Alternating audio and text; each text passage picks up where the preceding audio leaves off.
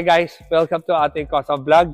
So nakikita niyo itong Maserati na to. So lalagyan natin siya, gagawin natin siyang from kulay champagne gold ba to? Gagawin natin kulay pearl white. So nahihirapan kami mag-prepare nito kasi kaibigan natin yung may-ari nito. So meron siya nilagay na dating TPF na film. Doon kami nahihirapan magtanggal.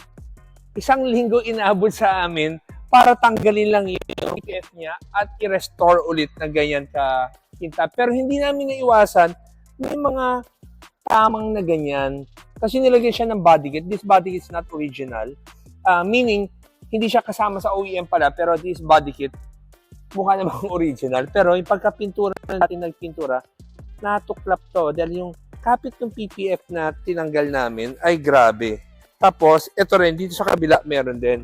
So, itong mga portion na to, ito yung kailangan nating ayusin bago natin ulit i-wrap siya. Pero, other than that, yung body niya, nasa perfect condition siya na pinadetail natin ulit para lang maging makintab na makintab. So, make sure nung sasakyan bago namin lalagyan ng PPF ulit. So, ito yung PPF natin. So, it's a 7 mil thickness.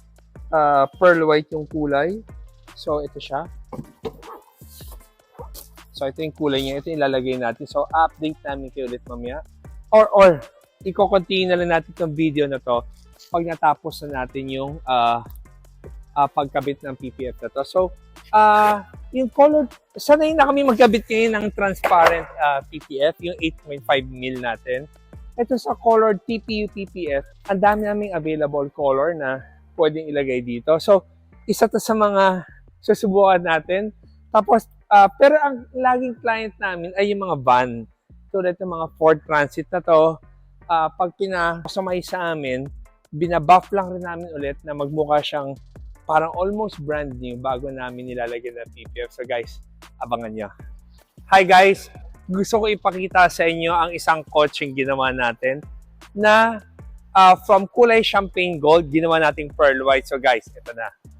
So, ginawa natin itong Maserati na to. Ginawa natin from champagne gold, ginawa nating TPU PPF na pearl white. So, ito yung first na, actually second na. Yung unang ginawa namin ay yung Fort Everest. We're so happy na nung nakita namin yung material na ginagamit namin, sobrang ganda ng banat, sobrang ganda ng kapit. So, ngayon, tinuloy na namin. So, ito yung first na TPU PPF sticker na kinabit natin. Yung unang video na pinakita ko sa unang shoot namin, nahirapan kami dahil nung tinanggal namin yung PPF nung dating nag-install,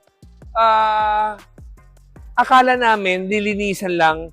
Pagtanggal namin, yung kung paano mo ma-imagine yung tint na pag tinanggal mo ng tint, nalilinisan mo at kumakapit, nagiging parang slime yung mga pandikit. Ito ang nangyari sa buong body. So, almost 5 days namin nilinisan yung sasakyan na to. Pero yung pagdikit namin ng actual na sticker is only 3 days. So guys, this is a pearl white TPU PPF. Ano ba pinagkaiba nito sa ibang sticker? Well, TPU materials is hydrophobic, meaning madulas at hindi kinakapitan ng dumi.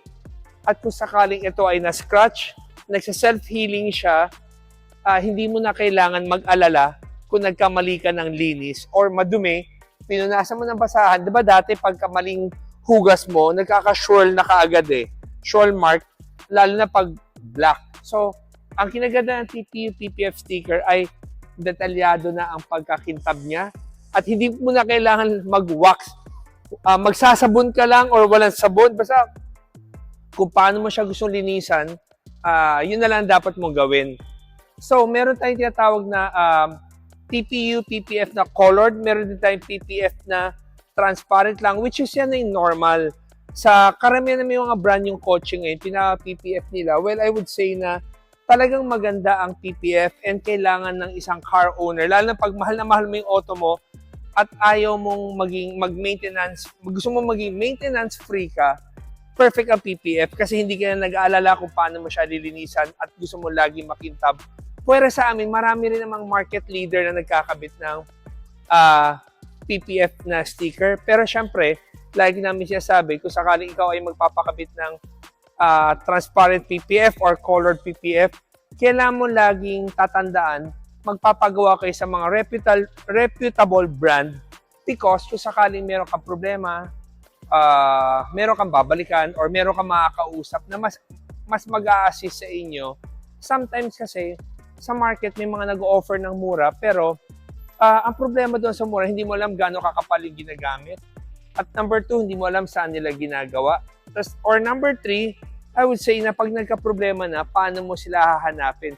Sila ba yung tipong a-assist kanila kagad? Or ikaw ay ibubukas-bukas hanggat sa makalimutan na? So, maraming reputable brand na gumagawa ng TPU PPF or transparent PPF. I think yun ang i-focus nyo kung sakaling gusto nyo magpagawa ng PPF sticker. Katulad nung ginawa namin to, nung tinanggal namin yung sticker nung PPF, nahirapan kami, nag-chip off pa yung pintura ng body kit. So we have to tell the owner na ito ang nangyari. So anong countermeasure? Ang countermeasure niya, dapat may alam din sa automotive yung shop na pinagawa nyo para kung sakali nangyari yung situation na yan, alam mo na kaagad, may backup ka kaagad na pintor, okay, anong klaseng trabaho ba na kailangan mong gawin para kumapit ulit yung sticker. Lahat yan dapat alam ng isang reputable shop ang gagawin nila kung may scenario na ganyan. So, ikutan lang natin itong ginawa natin.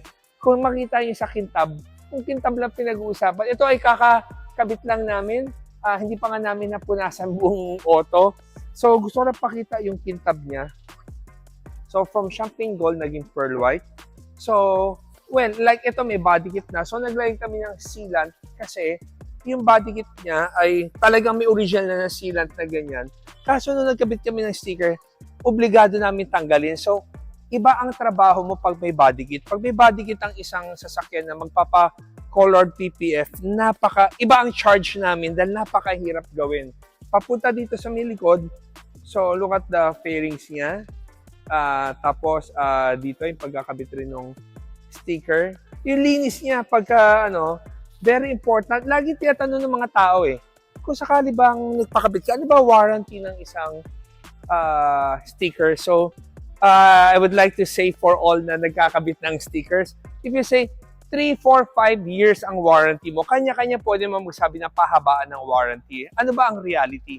Ang reality kasi, ang pinaka-crucial sa isang sticker na kinakabitan mo, pagkakabit mo, yung first 2 weeks or first month, pag umabot yan ng 1 month at chinek ulit yung sasakyan mo at walang umangat, meaning kahit sabihin mo magbigay ka pa ng 10 years warranty, hindi ka na magkakaproblema kasi kumapit na siya. So sa mga talagang nagbibigay ng warranty kasi, kung lagi sabi nila, ang pinapromise nila, ang transparent PPF sticker hindi magiging yellowish. So yung mga nagkakabit dati ng PPF na sila yung mga nauna nagkakabit, nagiging yellowish kasi because of the yung pandikit, not the material na transparent. So ngayon in-improve nila kaya yung mga materialis na dumarating na mas bago ngayon. Pag kinabit mo sa puting auto, mas hindi na naging yellowish. Ito naman kinabit natin na pearl white. This one is colored PPF na, meaning puwera sa nakaka-protect siya kasi yung ibang types of sticker, pag nagasgasan, yung gasgas hindi nawawala. Pero itong TPU PPF sticker, yung gasgas niya nawawala. Self-healing siya So, yun ang kinagandahan niya. So, ano pa ba? Gusto ko lang i-share sa inyo yung pagkakabit namin ng sticker na to. Ito yung unang kinabitan namin na colored PPF. And we're so happy na ganito ang lumabas. So, sa mga gusto pang i-explore ang sasakyan nyo, gusto niyo magpalit ng kulay, ito lagi sinasabi pala ng tao, nagtanong na kami sa mga authorities, ano ba ang limitations pag nagpalit ka ng kulay? Pag nagpalit ka ng kulay, hindi change color. Ang importante pala ay pag binuksan mo tong pinto na to, lalabas pa rin yung dating kulay. Diba? So, sa amin dito sa Atoy Customs, pag nagkakabit kami, hindi namin binabalutan na to. So, bago namin kinakabitan, kinaklaro na namin sa client na 2 things bakit hindi namin kinakabitan. Number 1, napakahirap. uubusin mo lahat ng oras mo. At pag nagkamali ka, maling cut lang, kailangan mo ulit-ulitin lahat. Pangalawa, kailangan nga ng authorities makita na ito yung dati mong kulay. So, yes, medyo hindi talaga namin ginagawa. Sa ibang mas magagaling na shop, they can promise na kaya nilang kabitan up to that point. Pero, in reality, walang nakaka-perfect na maganda. So, ngayon pa lang, umpisa pa lang, sabi na namin na we don't do yung hanggang ilalim. I hope na gusto nyo itong hanggang likod. Pakita ko lang sa inyo hanggang likod. So, sana nagustuhan nyo itong video natin about TPU PPF. At kung sakaling magustuhan nyo, tawag lang kayo sa 3411-5858. Ang dami namin kulay na pwede pang pagpilian. Napakaraming choices. So, kung sakaling mag-interesado kayo, punta lang kayo sa office namin at 57 West Avenue. So, guys, thank you for watching. And always remember, Jesus loves you and God bless.